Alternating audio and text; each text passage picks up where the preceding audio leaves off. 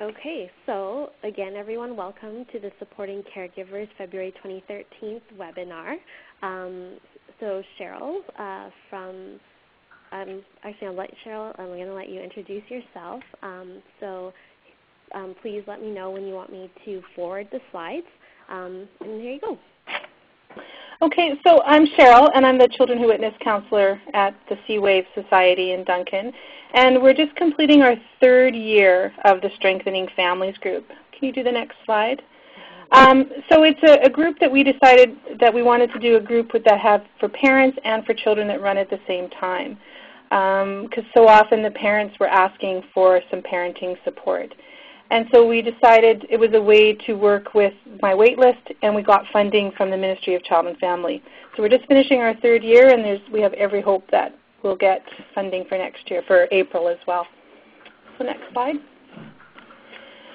So it's really specific to, because who we work with is women and children and families who've experienced violence in their homes, sometimes in the school and in the community. So it was really a way of letting the parents and the kids find support with each other.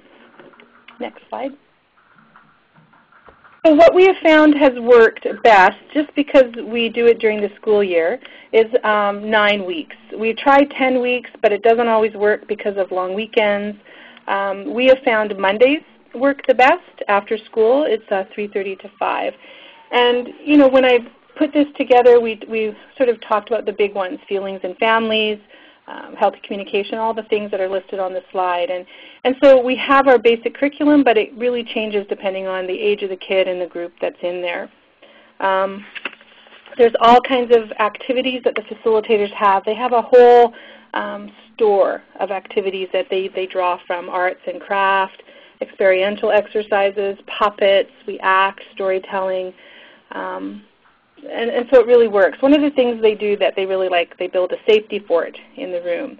And it's an opportunity to talk about who gets invited in, who doesn't get invited to their fort, the reasons why, and that it's all about creating safety and be able to talk about emotions. Next slide. I don't know, the emerging trends, the parents always want to know, how do I do it better? Because they talk a lot about what happens in their own families where they weren't nurtured, or there was violence in the home and they don't know how to be a good parent, or how do you parent with someone who uses abuse? And there was really, really that need to support. One of the things that we found that really worked was that they found support from each other outside of the group. I've seen that happen time again, where the kids recognize each other from the school.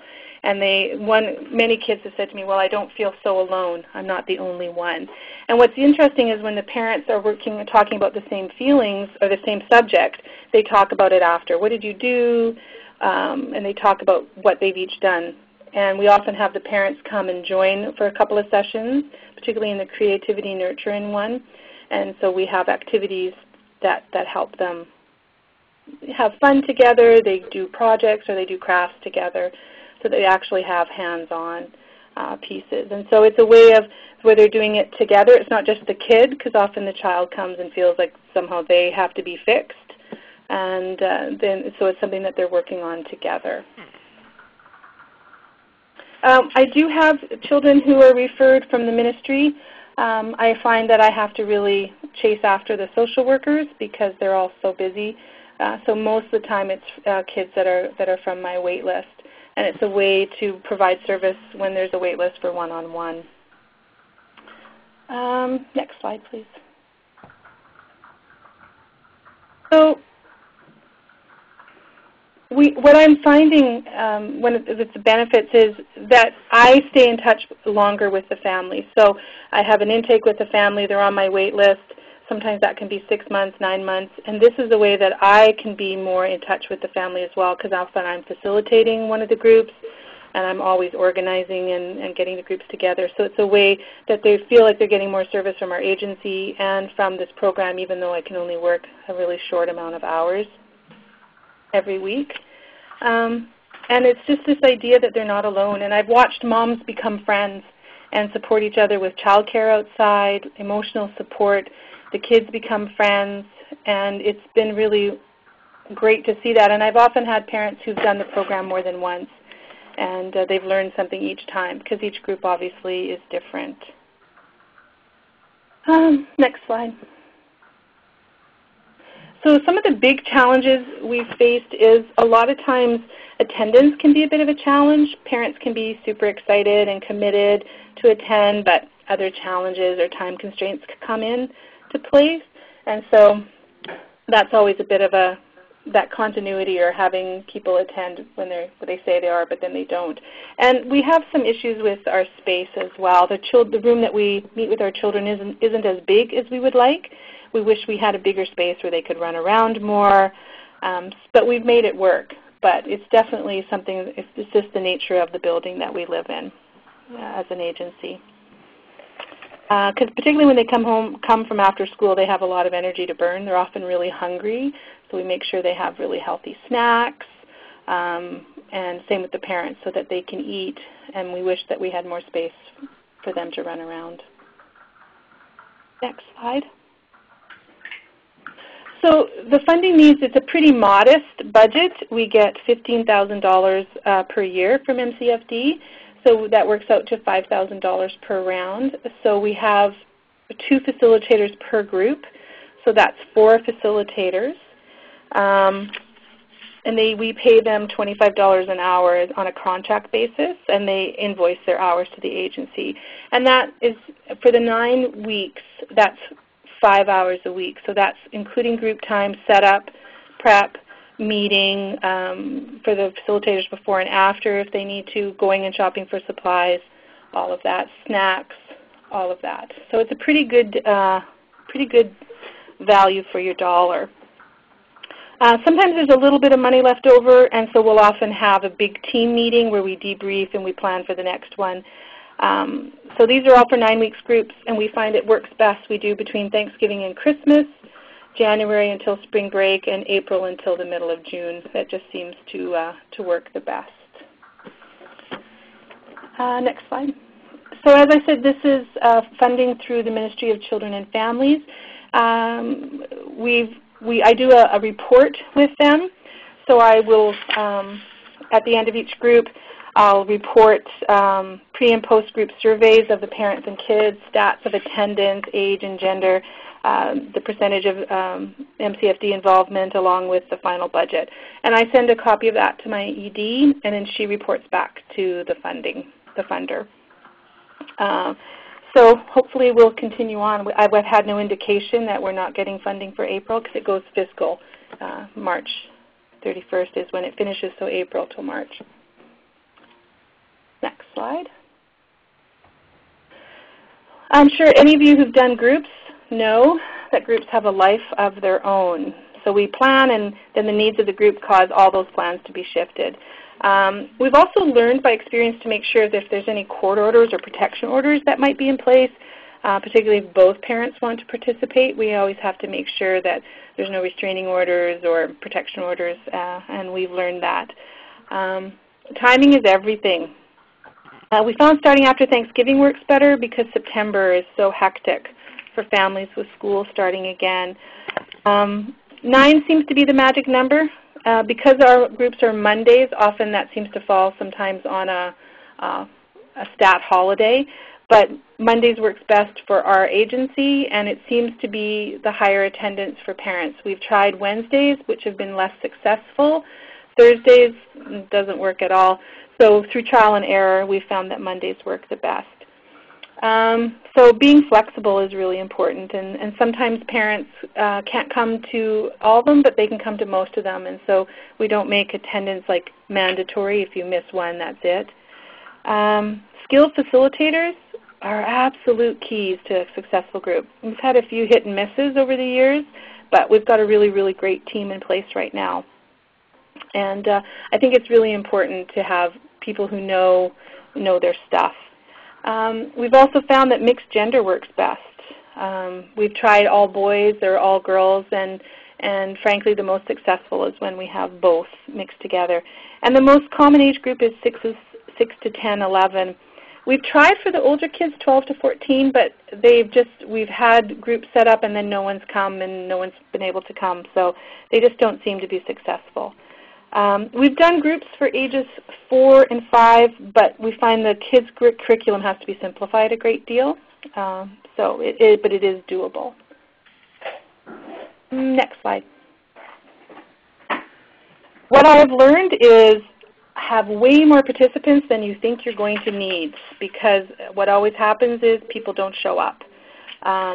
So usually we found for the size of our room and with the facilitators and being able to do some good work, 6 is kind of the magic number for kids, but I'll often have 9 or 10 kids contacted because we know not all of them are going to show up. The parenting numbers, it can be more flexible. It's not a big a deal with the number of that. We've had foster parents, grandparents, aunties, moms or dads, all kinds. We had a mom who was coming and then she had to go into rehab and then the dad came and so that actually worked out really well. So plan for more than you think you're going to need. That's what I've sure learned. Next slide. So that's kind of the overview of this. One of the questions that Rhiannon had asked is about meeting the needs of the kids with safety, cultural diversity, behavior, all of those things. And because our agency already has a mandate that we provide service to anybody, our group really reflects that. And so because we have such skilled facilitators, they adapt each group depending on the needs of the members of the group. So some kids need more downtime when they first get here, and they learn really quickly. So that's kind of the overview of the Strengthening Families group. So if any of you have any questions or wonderings, happy to answer questions. First of all, I really appreciate your presentation. Thank you so much. It was very thorough. And I just want to compliment you also on the name. This is Lori speaking, by the way. The name Strengthening Families, I'm just sitting here thinking about the group we're running, which is called Parenting After Domestic Abuse, and how much I like yours better. So, yeah, and I kind of, I was thinking about that 9-session magic number, and we found 10 is kind of our magic number. So we're sort of right in the same neighborhood, but usually we have to miss 1 week because of some holiday somewhere along the way. So I'm really agreeing with you on that. I was just a little unclear. So I'm getting the sense 4 facilitators, 2 working with the women and 2 working with the children. Is that right? Yep. Okay. And are all the parents? Do they all have children in the group, or would there be some parents with kids who are maybe in the teen years but taking it at the same time anyway? Nope, they're all, the parents and the kids have to come together. Okay. Yeah. Gotcha. Great. Thank you very much. Welcome. And I will give credit for the name to our executive director. Okay. I used to call it the Children Who Witnessed MCFD group. Again, it was very bulky, and she described it as a group that strengthens families, and it kind of inspired me. And we actually now have a Strengthening Youth group that we've put together, and we've just applied for funding through Canadian Women's Foundation for a Strengthening Parenting group, which would be a group that would go deeper than what this group can go, and it would just be for parents and more of a trauma-based group. So we're hopeful that we'll get funding for that. And we've been shortlisted for the Strengthening Youth group that we've applied for. So we're really hopeful. So thank you. But I give Teresa all credit for the name.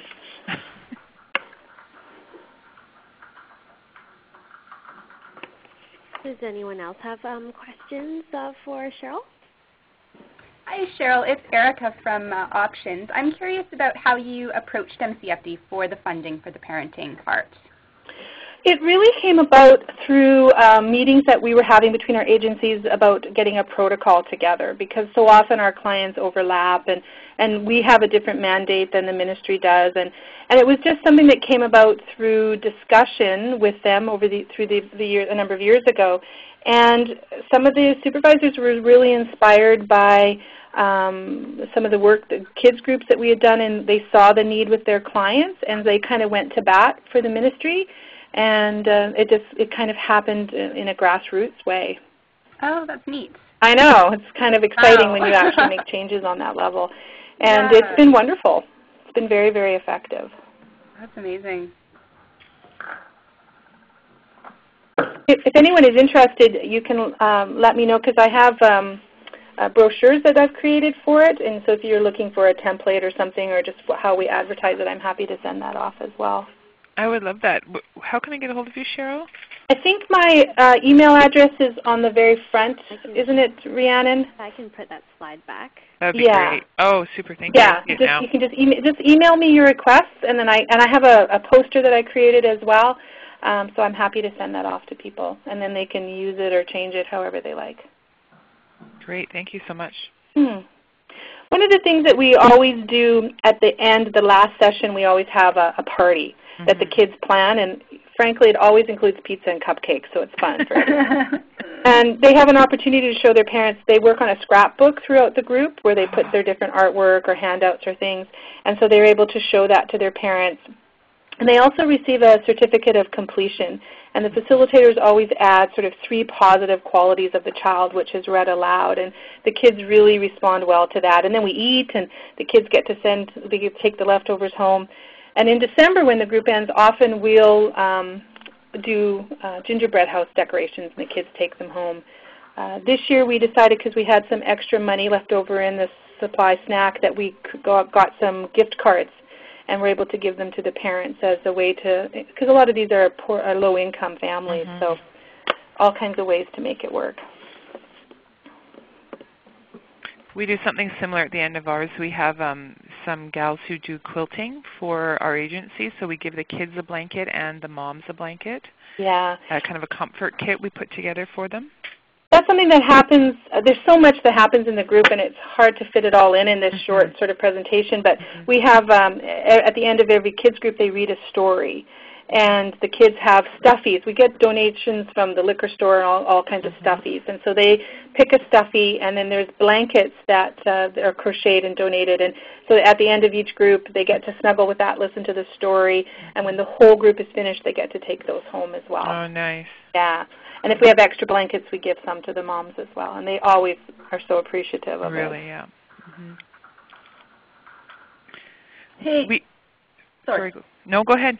Cheryl, it's Tracy from Nanaimo. Thank you for this. This is really inspiring. It's something we've tried a couple of times and struggled with to do the concurrent groups. And the one question I had was about, so do you have the group span from maybe 6 to 10-year-olds in the same group? You don't developmentally split that up, or? We will often. We'll have, because a lot of times there's sibling groups, so sometimes we try and accommodate the sibling groups, but it is more challenging if you have a 6-year-old and a 10-year-old.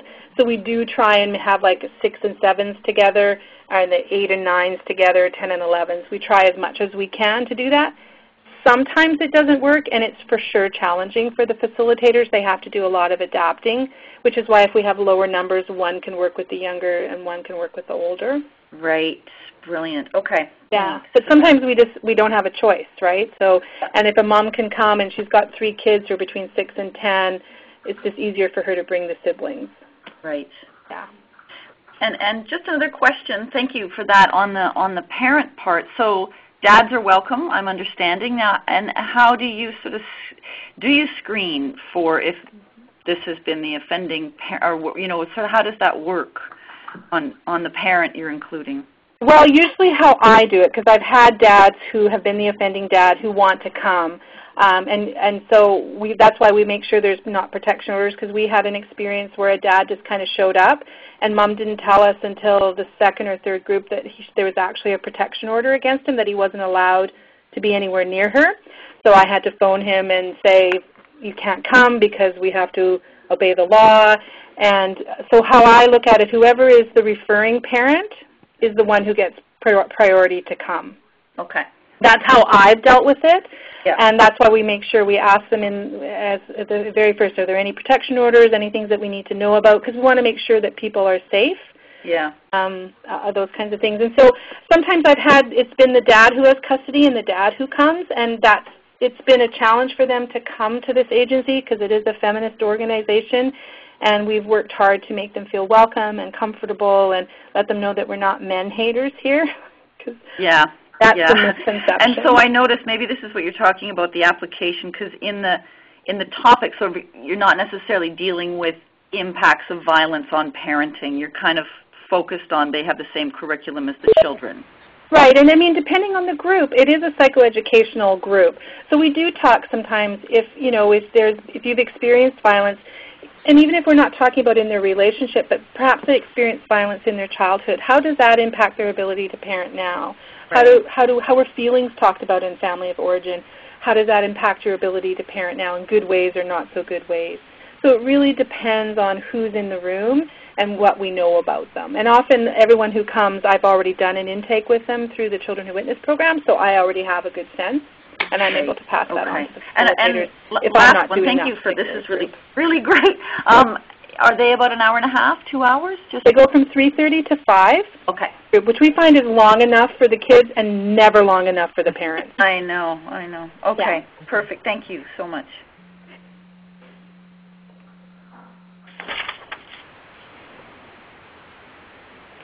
Does anyone else have any questions for Cheryl? I wanted to say one of the things that we do in the kids group that has been lots of fun, we do a superhero. At the beginning, the parents trace out their body, and then they create their own superhero, and we talk about what makes a hero and qualities and who are the heroes in their families, and the kids really like that, and they get to take that home at the end of the day, and they often put them up around the room. We get big, long newsprint, and there's so many things that they can do that you're able to talk about things, but through the art and through the play. Great. Thank you, Cheryl.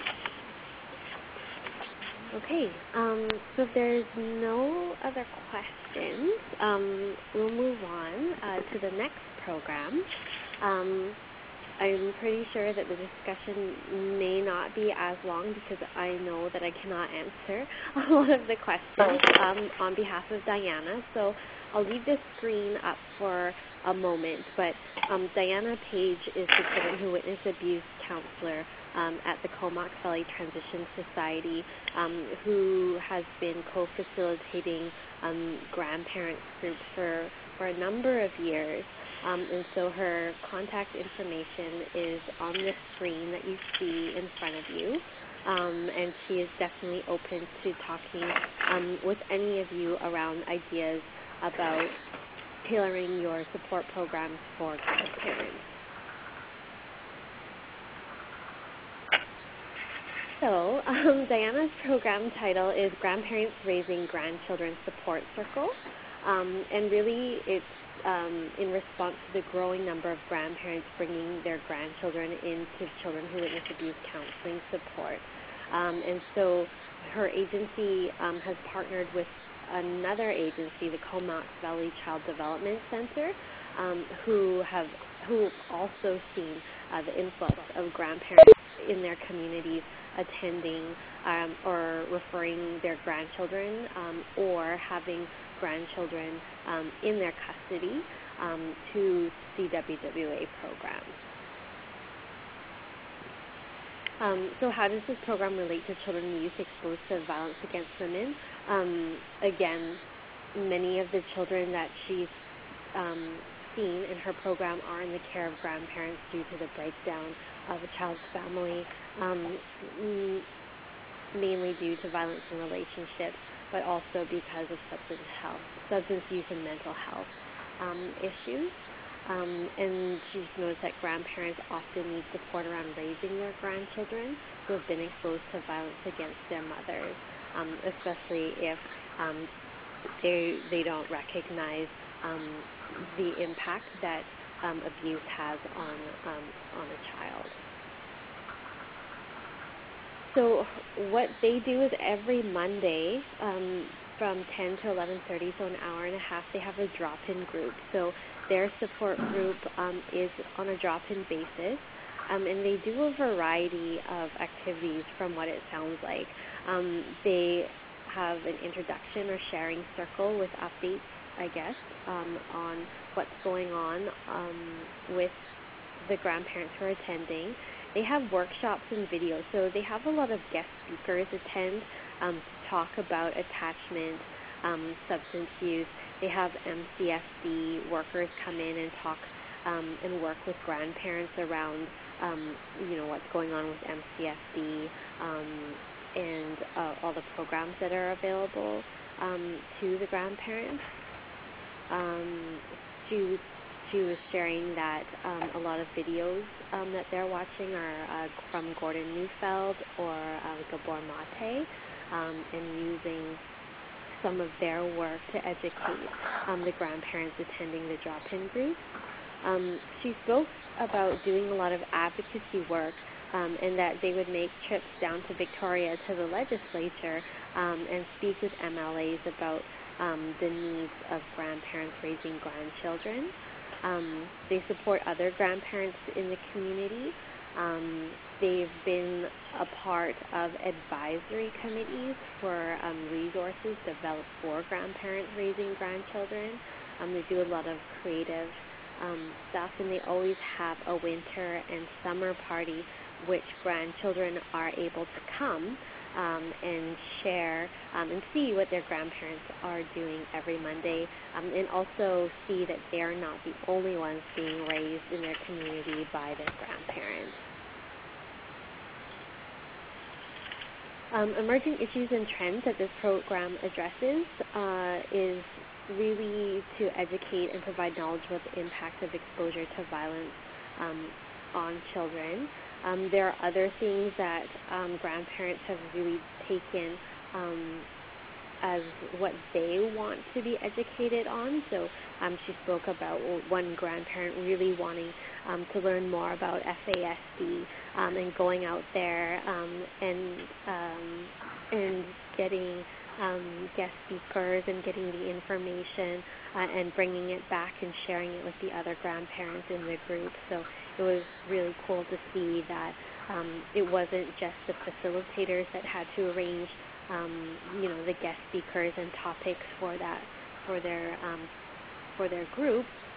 The grandparents who have interest in other issues are taking that lead and going out there and doing that. Support for grandparents was really key, so that other grandparents knew that they could kind of count on each other.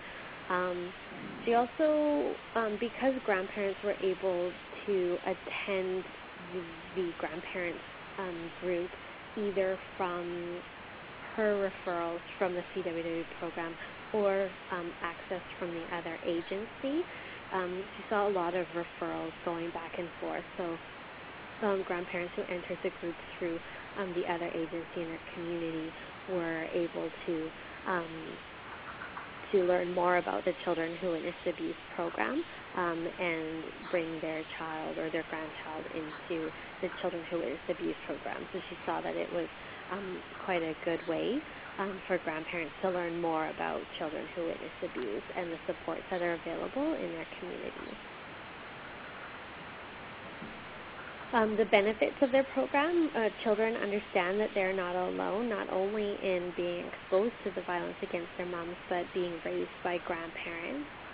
Grandparents understand that they're not alone. Grandparents and children are able to learn from each other and share resources. Challenges that she's faced in the group, mental health of grandparents, the aging process and what that does to memory and the body, and how grandparents, some have struggled. And then grandparents feeling despair and wanting to give up. And she talks about some grandparents, just finding it difficult and wanting to basically give their grandchild back to the care of the ministry because they weren't able to care. But through her group and supporting each other, they're really able to provide a good support network for the grandparents in this situation, and really encouraging them not to give up and provide the resource and support that they need. Funding needs, so Diana's time and her co-facilitator time they're coming from the Children Who Witnessed Abuse core delivery budget, so it kind of works within the mandate of supporting caregivers and running those groups. She said the funding needs are very minimal. They just provide coffee and snacks small amounts of money to do the twice-a-year parties, and usually very small amounts of money for door prizes or like thank you gifts. In that a lot of times the snacks are actually brought in by the grandparents who are skilled at baking, and so they contribute to the program by bringing in snacks that they've made. So partnerships for this program is the Child Development Center. So they provide the space and also co-facilitators. They have partnerships with guest speakers that come from other community agencies in their community. They're partnering with the Aboriginal Friendship Center and also with MCFD.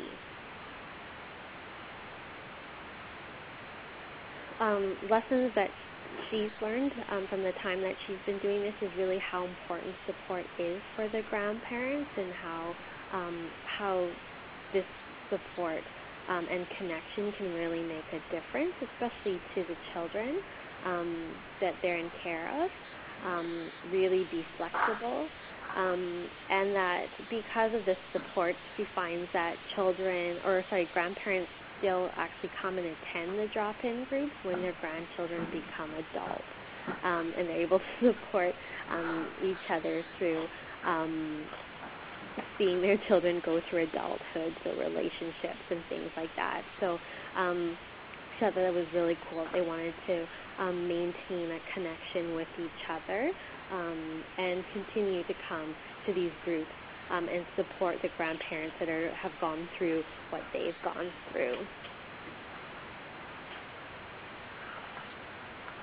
Her words of wisdom is really to emphasize confidentiality within the group and outside the group. So really like what happens or shared within the group stays in the group, just because of memory. Sometimes they forget, and the grandparents see each other in other settings, whether it's like picking up children from school, other extracurricular activities, and things like that. So just to really re-emphasize confidentiality, really, and just send gentle reminders that way.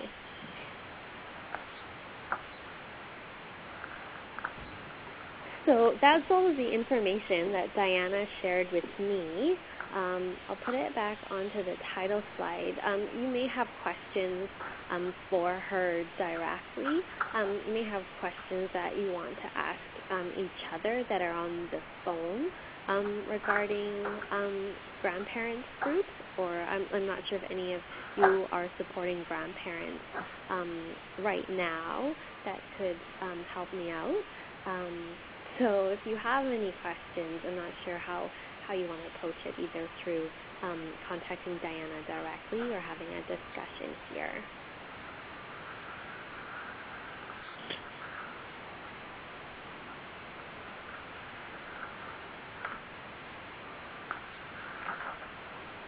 Okay. I'm going to take that as that nobody has any questions to bring forward. So please contact Diana if you do have any questions. And also thank you, Cheryl, for sharing your program. So what I'm going to do is I'm going to stop this recording, and then we can move on with the conversation. So if you just give me 1 minute, I'm just going to end the recording for this piece.